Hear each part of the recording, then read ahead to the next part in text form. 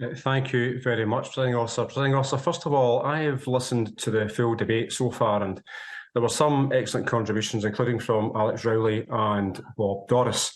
The line in the Tory motion in front of us, and I quote it, calls for the Scottish Government, calls for the Parliament's COVID-19 Recovery Committee to be reconstituted for the purpose of providing parliamentary scrutiny of evidence revealed by the inquiry.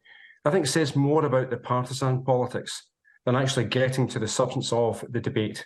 The reality, for anyone who cares about the reality, is that this debate is just an attempt by the Conservatives to actually distract from the complete chaos that's engulfing their own party in Westminster. Presiding Officer, every constituent has a story to tell with regards to COVID-19. Every single member of this Parliament has their story to tell with regards to the COVID-19 pandemic. And the public are engaging with the UK COVID-19 inquiry, and they will make up their own minds as more information comes to light and when the final report is published. And as we know, there will be the Scottish inquiry, and I welcome the fact that the Scottish Government established the first public inquiry in the UK to examine the response to COVID-19 in December 2021, ahead of the UK Government commencing the UK-wide public inquiry. Now, the inquiries will help identify what could have been done better and to improve government decision-making in a pandemic to save lives and prevent suffering in the future. And as we've also heard today, the Scottish Government will examine and consider closely the recommendations that both the Scottish and UK public inquiries will make. However, I'm sure that we can all unite in our hopes that we never, ever have to face such a pandemic again in our lifetimes. Ultimately, the current COVID inquiry is performing an important job. So for the Tories to attempt to do the inquiry's job does a disservice to those who lost loved ones and also who want answers. And it does appear to me, and I know to others, that the Tories' their attempts to be judge, jury and also executioner on one government, when they consistently remind us that Scotland has two governments, says it all about their naked politicking and such an important issue. I am firmly of the belief that the current and future inquiry need to undertake their roles independently of political interference.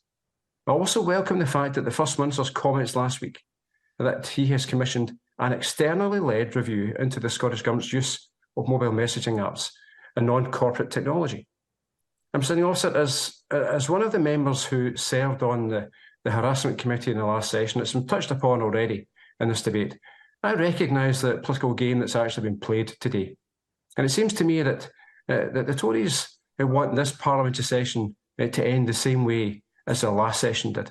And quite frankly, Presiding Officer, it wasn't the Parliament's finest hour with the leaks and other activities that came from that committee. If the Tories are suggesting for 1 minute that the current independent inquiry isn't up to the job, then I think it says more about them than the inquiry itself. Now, one of the points that has been raised with me before and also during the current inquiry is that concerning the billions of pounds of public money given to businesses that actually have links to the Conservative Party. And I'm sure there'll be public support for a public inquiry into this point alone. But the level of alleged fraudulent activity, it puts the ferry situation here into perspective. And as the Tories have been leading on committee inquiry after committee inquiry into the ferries, and I'm sure that they'd be happy to support a public inquiry into the billions of pounds that have been given to the companies with Tory donor links. And information before and during this inquiry seems to highlight fraud on an industrial scale. 10 billion of PPE costs written off and use of the VIP lane was ruled as being, and I quote, unlawful by the courts.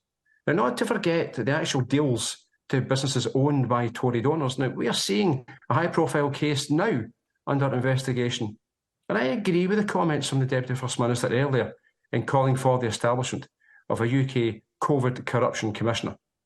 In addition to this was the partying that was going on in Downing Street, and it was Boris Johnson and Rishi Sunak who went to court to try to conceal their messages from the inquiry. The public anger and frustration is clear with these examples alone.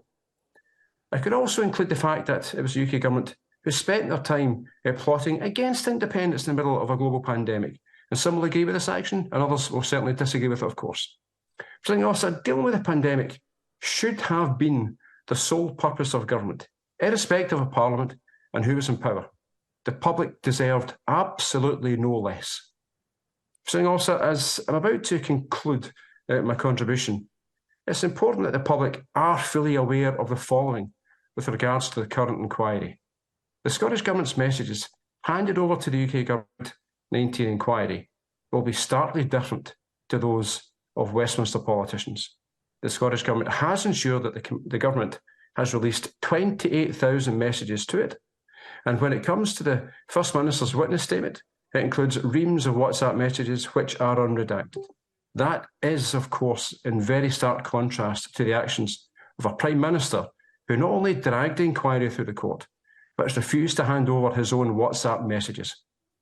Presiding Officer, I will be voting against the Tory motion tonight, as it delivers nothing, absolutely nothing to help families of those who sadly lost a loved one during the pandemic. Let the two inquiries do their work. The living and also the deceased deserve that.